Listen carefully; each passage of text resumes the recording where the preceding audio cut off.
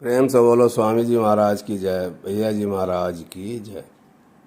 तुलसी या संसार में पांच रतन है सार, साध संगत, सद्गुरु शरण, दया दीन उपकार।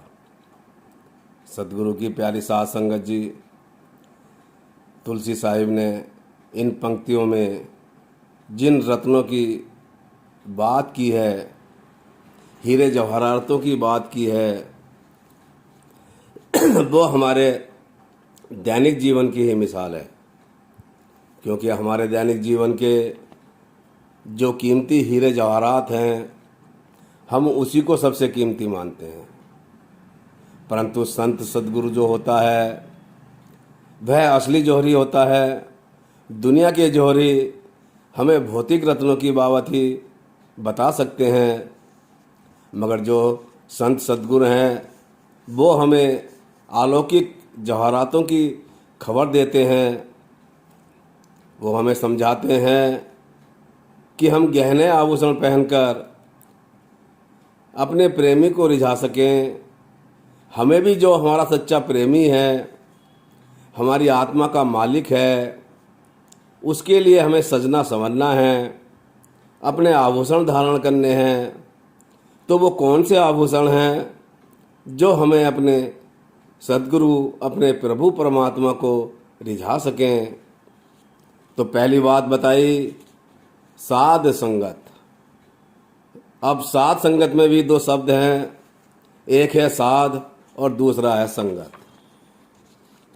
साध वो होता है जो तीन गुणों से पार हो जाए, त्रिगुणातीत होना संत की कम से कम मंजिल है। वहाँ से उसकी रसाई शुरू होती है।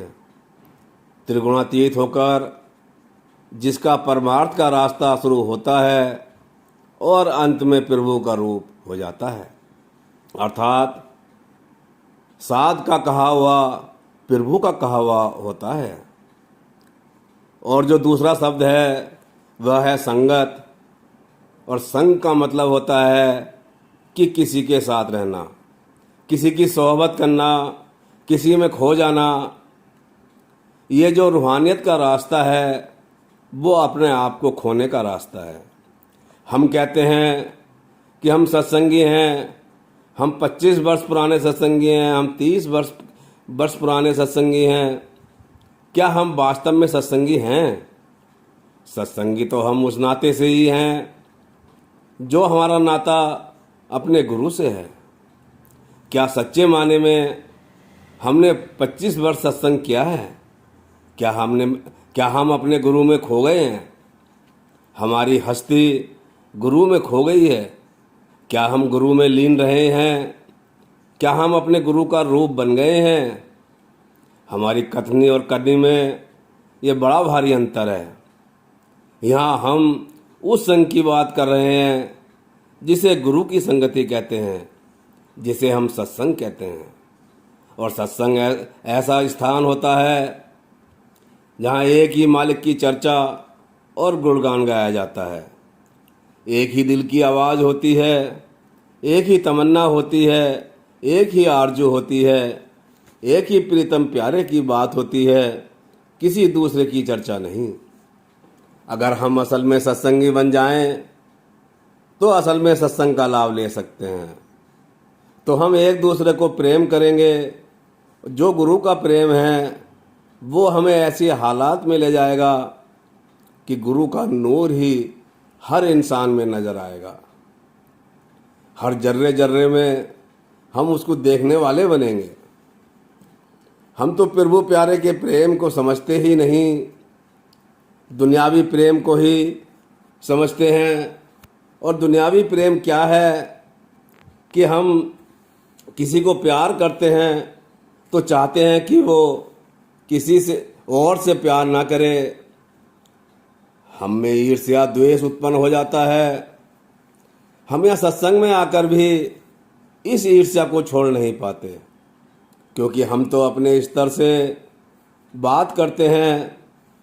अब जब हम देखते हैं कि हमारा गुरु, हमारा परमात्मा, हमारे प्राणों का प्राण दूसरों से भी प्यार करता है, तो हम सोचते हैं उससे क्यों करता है, मगर हम यह नहीं समझ पाते कि जो दुनियावी प्यार है उससे बहुत ऊपर ईश्वरीय प्यार है।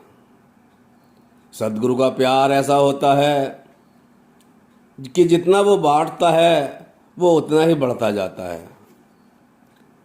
तो यह कसौटी है कि क्या हमें किसी दूसरे सत्संगी से ईर्ष्या तो नहीं है, क्या हमें सबसे प्यार है, क्या हमारा सदगुरु उनसे बात करता है तो हमें और ज़्यादा प्यार उनके लिए होता है, सदगुरु के लिए भी होता है।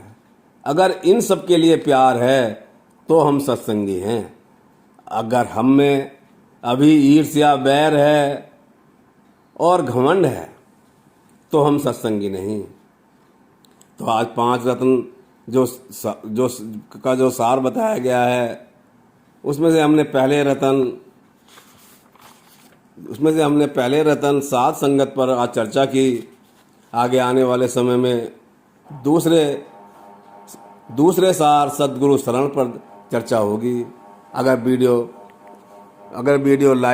अगर आपको पसंद आया हो तो लाइक और शेयर करें और चैनल को सब्सक्राइब करें।